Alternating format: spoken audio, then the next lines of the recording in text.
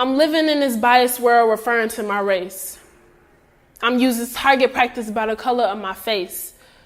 Police just shoot down a black extinction chase. They fight for self-defense, or clearly, as it states. You never know what goes around, especially in the streets. Got X's on my back, my head, including on my feet. The war will never end. I got scars upon my cheeks. My folks are dying young from police brutality. They say hate's a strong word, but that's just how I feel. Ain't sugarcoating nothing, I'm just here to keep it real. You starting all the violence, but the families need to heal. Shooting out a bullet, that's a child that you just killed. I'm not here to judge, I just clearly state the truth. I'ma speak until I die, don't consider me a mute. You killing all my people, do you really think it's cute? We overturn their actions, just imagine if it's you. My soul is crying, kids are dying, where am I supposed to be? Bullets flying, folks are wild, and police sipping tea? You can keep all your sorries, to be honest, talk is cheap. We waited for the day when the mayor's on his knees. Yeah, so that was just a snippet, because that was a preview, you can't get the whole thing yet. Hey everyone, it's me, Mimi, and you're tuning into another episode of VA Voices. Today we have a special episode for you as we get to listen in on some of the performances by members of the performance group Kuumba Lynx. You get to hear some of the amazing artistry through poetry that they perform for us, and we get to hear from some of the founding members of the group also. So if you think about the civil rights fight of the 50s and 60s, you can definitely see the parallel between the fight going on in the 2018 and the 2019 years. The battle is the same, but the weapons of war have changed. So now, if you think about performance artists, our weapon is our voice. So we get to use our voices to fight for change. And that is what this group, Kuumba Lynx, is doing. So right now, you get to take a listen to Jaquanda Villegas, who is one of the founding members of Kuumba Lynx, as she explains the organization's message as well as its special meaning moniker.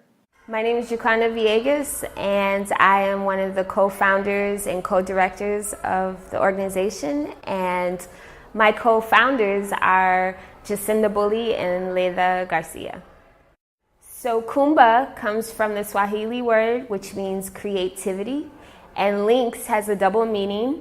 It represents a small wildcat, the lynx wildcat that has a mighty roar, but it also represents links, like links in a chain, linked together. So we have a slogan, which is creativity linked together with a mighty roar. Growing up as a teen, in my late teens, I just felt a responsibility to the future and to the future generation. I had some love and passion for mentoring and some love and passion for arts, and I thought it makes sense to pass that on to somebody who will be able to find their voice through arts and learn about community through mentorship.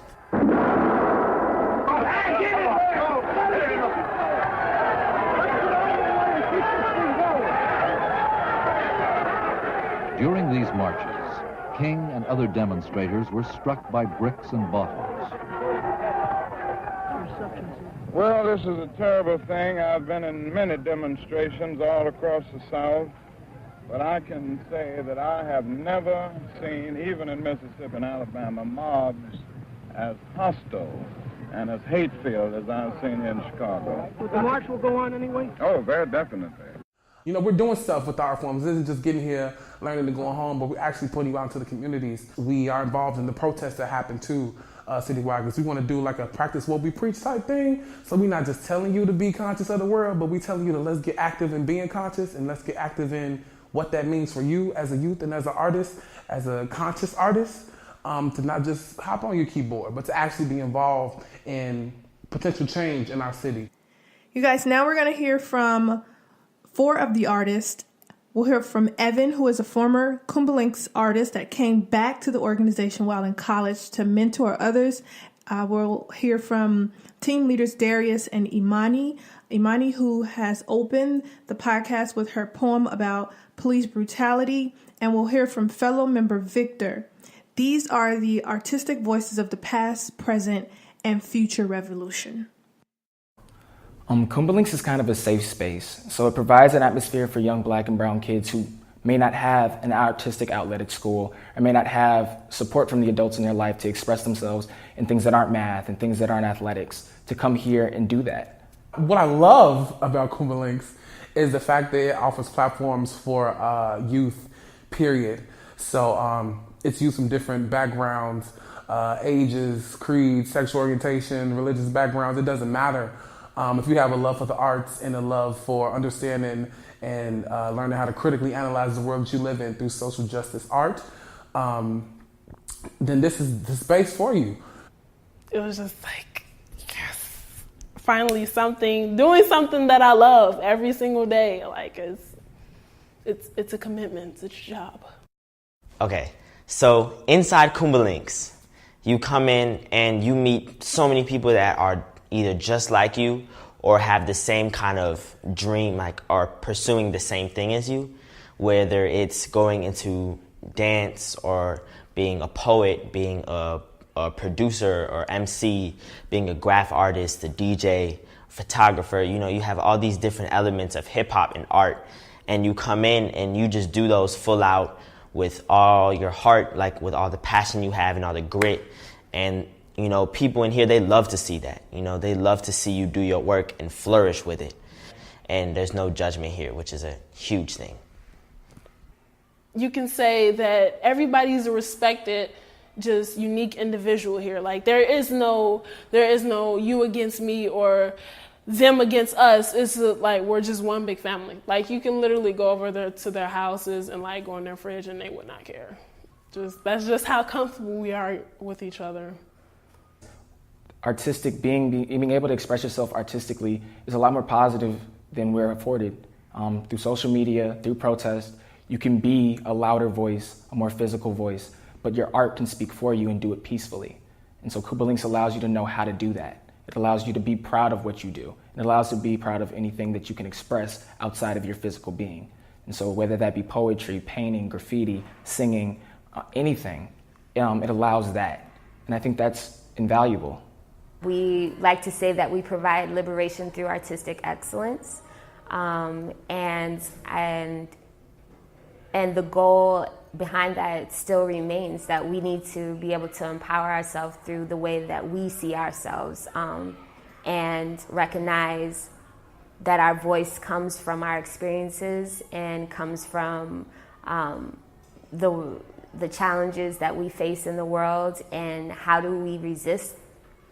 And we resist through our spoken word, we resist through our dance, we resist through community building and critical thought and examination of the world around us. It's very diverse. I would say it's like the people that come here, I would say it's a majority people of color, definitely. Like we have Black, we have Latinas, Latinos, we have, you know, people of the Asian descent, and people of those natures. But we also do have white kids, and we have white people, and I just think it doesn't really matter to me. You have people who are just so welcoming, and you have people who are not just here because, oh, we're Black people, we stick together. We're here because we all have a common goal. We have a common word. Like everybody wants to be here because they want to get their voice heard, not just because, you know, oh, we get our voice heard, everybody will notice us, but because if we don't have a voice, then we're not a society.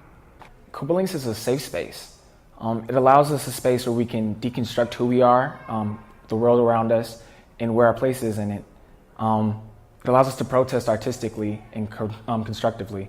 And so, yeah, it's a special place. It's a place where you know you can come, and no matter who you are outside of these walls and what you've done, who you've been and who you are too, you can be you here. That's not something we're afforded a lot as young Black individuals in this city. We're often criminalized before we even open our mouths. We're not afforded opportunities to excel. And here, none of that matters. Of course, it matters in the sense that that is our source of expression, but it doesn't define our expression. It doesn't say that we can't do this because we're like this. It says that we're able to do this because of this, in spite of this.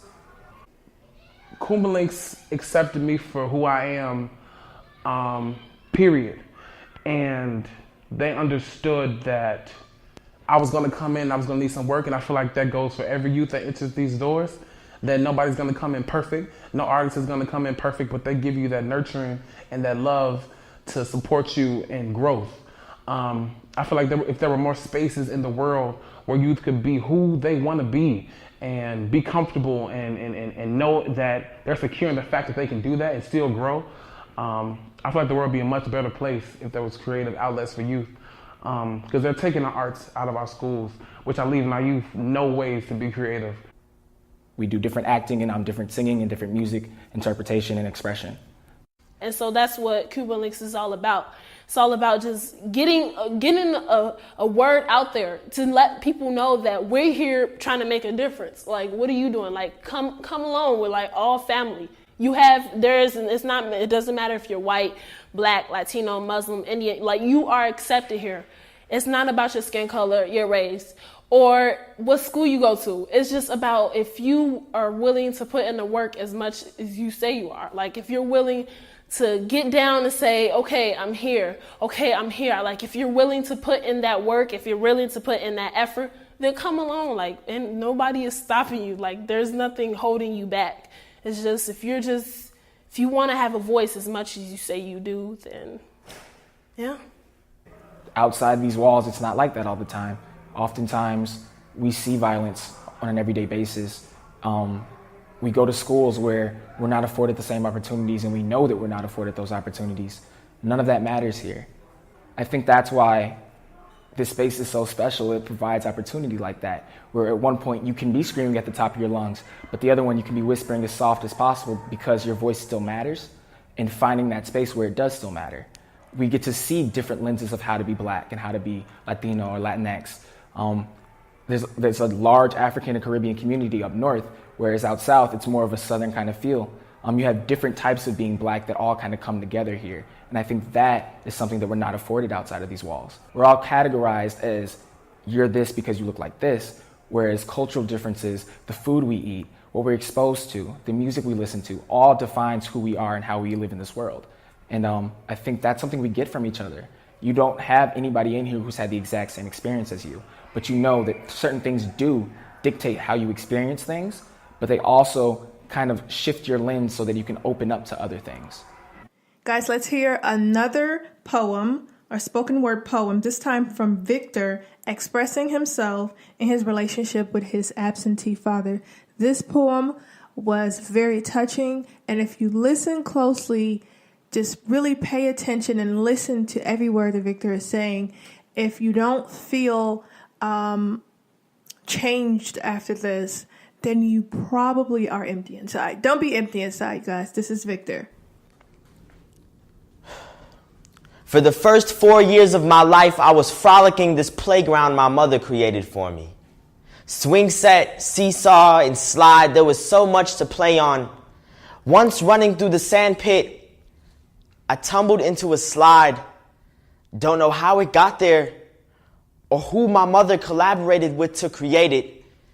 And after years of questioning this slide, I finally found the architect.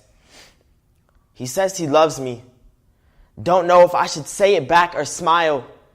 But there is this fear inside me asking why it took so long to realize I can grow into a man without the help of one.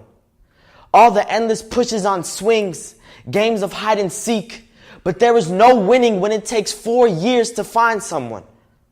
On Father's Day, he asks me what I got him.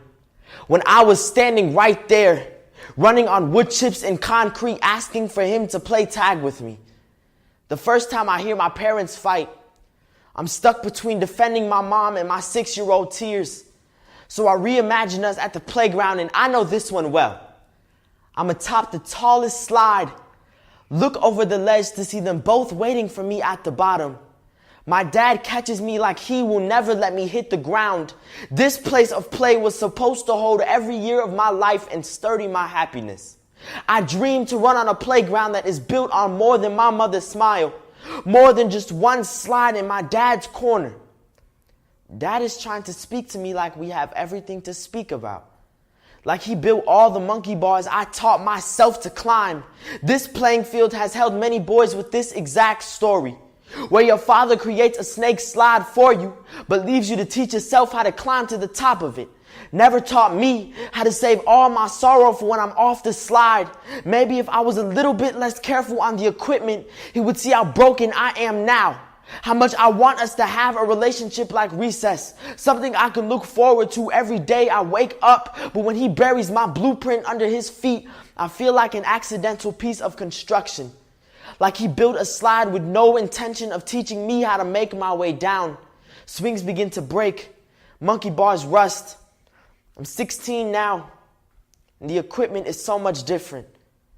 I have one blueprint. Though I wish it was possible, we can't go back and start over. I can no longer play on this playground, but I beg to rebuild a new foundation so we can construct our corner once again. That's that. Okay, now we have Jacinda Bully, who is the second of 3 women that co-founded the group.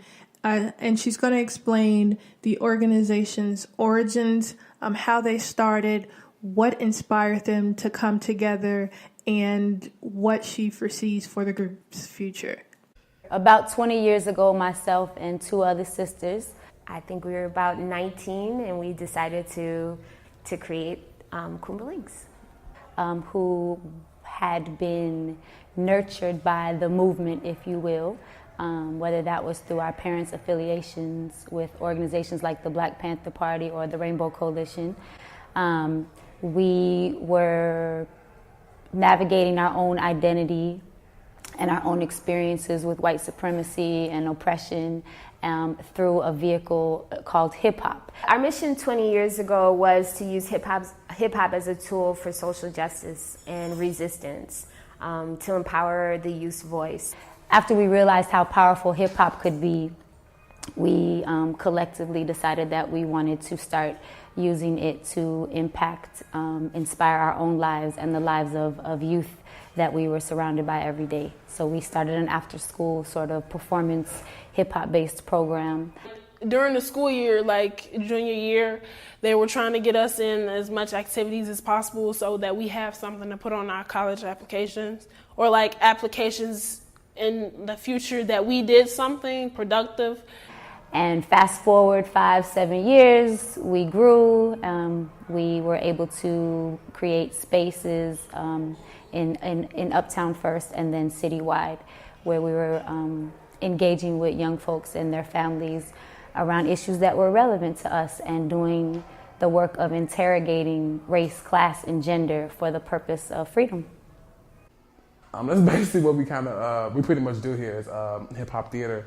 So it's using the elements of hip hop, infusing it with theater, and coming up with all original works just centered around original poems, stories, skits, songs written by the youth.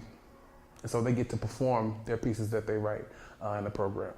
We used hip-hop as a means for creativity because that's where we found our voice. That's where we grew. We came out of the 90s, the early 90s era of hip-hop and house music in Chicago. And that's where we felt free, at the parties or, on the back porch rhyming with each other or dancing. It was natural. It was what we did. In fact, back then we didn't really call it hip hop. It was just what we did, and then later recognize, just the use of the word hip hop and how that really did mirror our actions, our work, and our mission. So, hip hop is who we've always been. So that's why we went that route. I believe that the mission is still the same. It's maturing. So how do you get teenagers to get away from the video games and the cell phones to understand and take part of the world around them?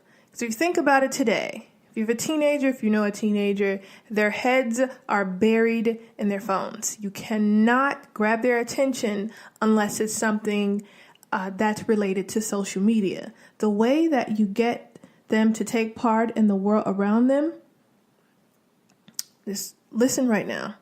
All it took was one aha moment. Initially, when I joined, like, man, Kuumba Lynx, man, we ain't trying to join, man. They ain't finna go fight the man. I ain't trying to fight the man. I don't care about that stuff. Don't affect me. But little did I know how wrong and ignorant we were because we were young.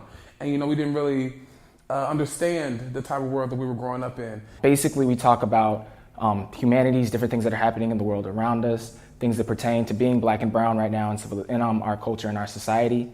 We also talk about how to interpret these things and what it means to see these things happening, how these laws that are not necessarily de facto law but are more de jure racism, how they affect us still, and how we can get those out of the way. And so just being in Kuumba Lynx and having these conversations when I'm 16, 17 years old with my mentors, Jacinda and Jaquanda, letting me know, like, yo, this is what it is. Black man, what you gonna do? This is what it is. This is the world you got to live in. And what you gonna do about that? What you gonna say to the shorties under you? What mark are you gonna make? And it's like, whoa, never thought about that. That was really, really interesting.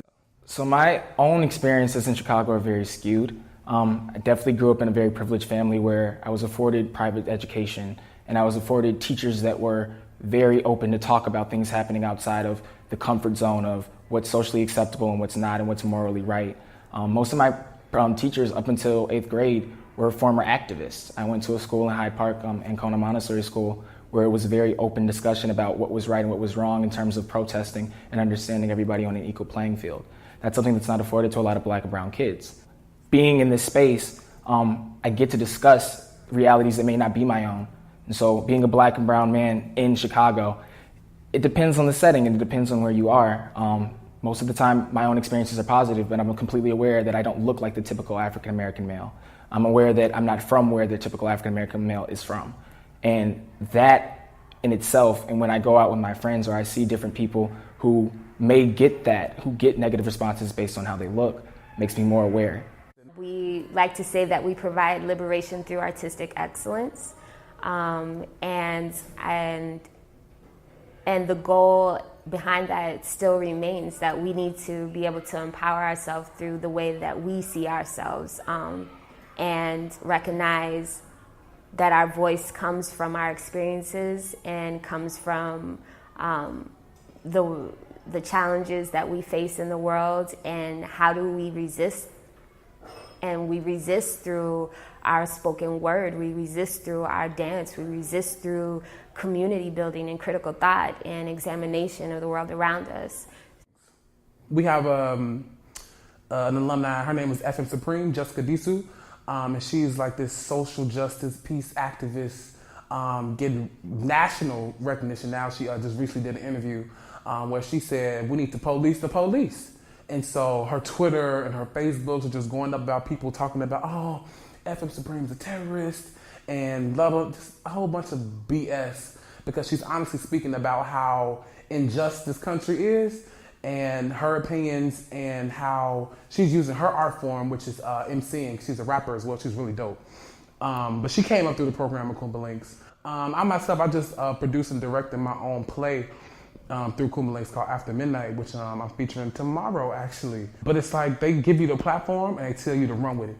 Use your art and build yourself up to create and to inspire and to let the shorties know that they can do it too.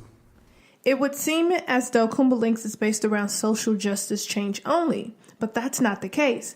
There are still a majority of the youth here that want stardom, but it's not what they learn now that can help them better use the stardom in the future. It's how they can make a world of difference. Showing them how people who love to do what they do have grown as an artist and have grown as a person, what opportunities they've received through Kuumba Lynx, and noting that, and everyone wants to receive this opportunity, you know, everyone wants to get big, you know, that's the dream. And so I don't hit them with the, oh, you're going to be huge and famous speech. But I hit them with the, you know, coming here, you're going to grow as an artist so much, and you're going to meet people and make connections that will be everlasting, especially within a tight-knit community of people that love to do what you do as well. And I think that's really what's brought people to Kuumba Lynx, is that idea of a family that all loves art and loves to do what they do. We asked Jaquanda about her most recent bout with racism and how she handled it. And she stood in front of her Kuumba Lynx family and she told us her thought process, how she handled it, and she gave advice to everyone listening, specifically all the kids listening. I've dealt with racism my whole life. I actually was born in South Carolina, so I know, you know, the remnants of Jim Crow. I know how that, you know, has traveled with, you know, the Southerners moving to the North, and I know personally in this space and in you know, in my work, I've dealt with many situations where I've had to defend my youth against racist police, against racism that they're dealing with in random stores or whatever. But the one that strikes me the most is the one that happened about 2 summers ago. During programming, I had parked my car in front of the park and came upstairs, and I had got a rush of youth come into the office and tell me that my car is being searched and one of our youth is being handcuffed, and I had to go outside and deal with that. And basically it was, there was no reason for them to do either. And I had to put into some of the training that we have already instilled into this space around police brutality and what we should do when we're confronted with cops, and what our rights are. And I remember just being in the moment and trying to recall that training, but also suppress the anger that I was feeling within myself, which was telling me to just act out of character and defend the kids no matter what.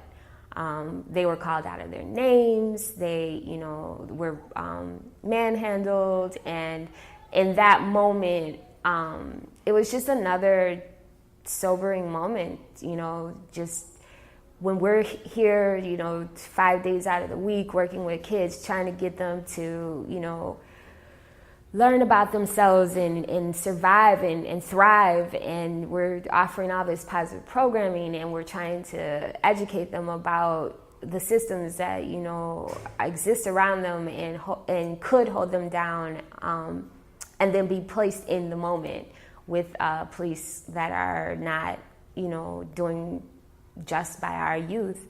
It was just, it was difficult, and it was, but it was challenging my knowledge and challenging my skill set around communication and not losing my mind in front of the kids, but teaching them how to communicate in those moments. And I was able to. I was able to tell the police officer, you know, these aren't motherfuckers, these are kids, you know, and they're doing what they're supposed to be doing right now. So let's recognize that. I was able to tell the kids, you have a right to videotape, but don't provoke them. Don't yell at them. Don't say things to them that are going to make them lock you up. You know, claim your right, but you know, because you can't control what they're going to do to you.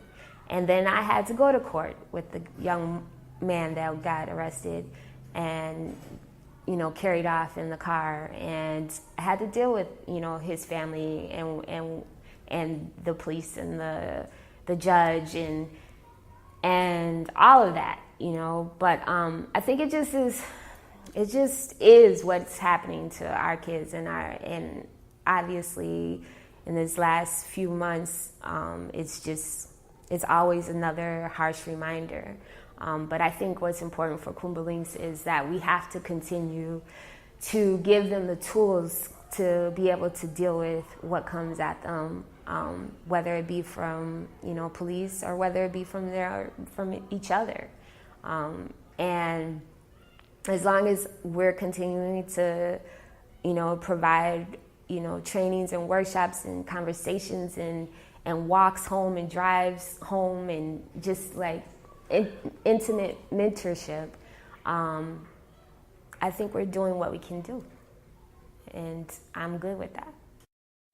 Here is Darius, and he has shared a poem with us that he'd written called Wade in the Water. It's an excerpt from his stage play entitled After Midnight. You guys, this is Darius. Are my people's struggles not good enough for you? Or the way they pick cotton not intriguing enough? Or the way they endured hours of lashes of fire on their backs in order to see their families at night? Tell me, is my history boring? Or is my black offensive?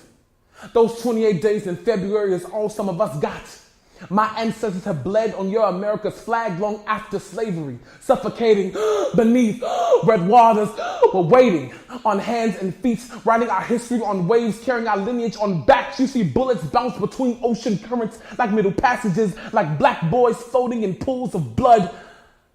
I am the blood and sweat of my ancestors seeped into this soil that produced the strangest of fruit. I am sandcastles built on concrete because concrete can't stand sand anymore. Just like America can't seem to stand those black boys anymore. Like guns and him, them black boys and black girls and black boys and black girls. It's no different. Carter G. Woodson created Black History Week as a means to give credit to the diligence within the bones of my people. A confirmation that invention and innovation isn't just a white thing, and that my melanin was good for something more than collard greens and fried chicken. I'm the fight in Martin's voice, the rage and Malcolm's power, cunning like Harriet, brave like Rosa, fed the fuck up like you, like me, of this country and its injustice. My people are strong, and I'm still stuck trying to connect dots of blood and bone, wondering what my true history even is. That being black is even real. What is black? What is real? I'm African. The Nile River is pumping through my veins. I am Ghanaian, Sudanese. I am Kenyan, Egyptian, Moroccan, Somalian. I am the scriptures lost at sea. I am waiting amongst all these waters, searching, waiting, forever waiting, wondering if time could be stopped. Peace. I was curious to find out, with so many young voices needing to be heard today, and how artistry affects that, I was curious how Jacinda and Jaquanda felt about their young artist. I was not surprised by their answers at all. It has been 20 years of critical love, a lot of sacrifice, commitment, partnerships, relationships, being willing to change yourself, to deconstruct and reconstruct yourself daily, to do the work of showing up and do the work of the personal, but also being willing to work with others. It's been 20 years of defining voice for ourselves, and while not harming others, and inviting others to define what voice for them looks like. It's been a lot of love, a lot of family, a lot of time and resources invested in your heart work and in your soul work. They are the love of my life. We have youth from 8 years old to 25-year-olds, and they come from 27 different communities across Chicago. We have programming here, but we also have programming on the southwest side and the west side of Chicago. So it is a beautiful, diverse, intelligent family that is streamed together through through struggle, through experiences, through disenfranchisement, through gentrification, but the youth that come here, no matter what they're going through, or no matter what challenges they may face, always will reflect and talk about the family that they've found in this space and in our programming. For me, the youth are the love of my life. They are my babies. They are my teens. They are my young adults. And so, yeah, they're wonderful. So what you need to do is just come. Kuumba Lynx is a lifelong bond. No matter how far away you may go or how old you get, Jacinda and Jaquanda are still going to be in your ear. And that's what I truly love, is that it's a family bond. Like, I call them my mentors, but those are like my second mothers. They've always been there. They've showed me so many parts of the country. We traveled to Atlanta, Los Angeles, Philadelphia. They just recently took us to Morocco and Africa in April. So it's like I never would have seen or experienced or met some of the amazing people that I have in the world if it wasn't for Kuumba Lynx. But there also are kids who never have heard of an ACT or have never experienced a vacation or just getting out of the city and being away from their neighborhood for more than a day. So you have, and I think that's what makes Kuumba Lynx so special. It attracts kids from all over the city, but it also provides a space where everybody's on equal leveling. Nobody's coming here and like, oh, look what I have. Oh, look at this thing that I bought. More so it's, what can I give? It's more what's about me that's special that I can't buy in a store.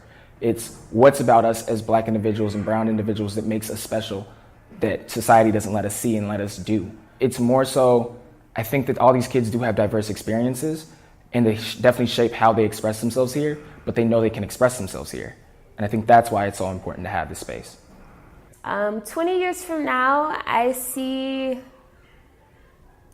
20 years is a long distance away, but it does move really quickly, because I can't believe it's been 20 years already. But I see myself still committed to youth lives, into our community empowerment. I see myself still trying to shape out spaces and avenues for our future to continue to grow prosperously.